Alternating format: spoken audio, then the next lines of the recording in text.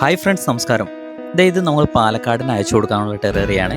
അപ്പോൾ ഇതിനകത്ത് ഒരു കാര്യം മാത്രമാണ് അവർ ആവശ്യപ്പെട്ടുള്ളൂ. നമ്മളിത് കാണുമ്പോൾ അവർക്കൊരു പീസ് ഓഫ് മൈൻഡ്, ഒരു റിലാക്സേഷൻ കിട്ടുന്ന രീതിയിലുള്ള ഒരു ഡിസൈൻ വേണം ചെയ്യാൻ എന്നാണ്.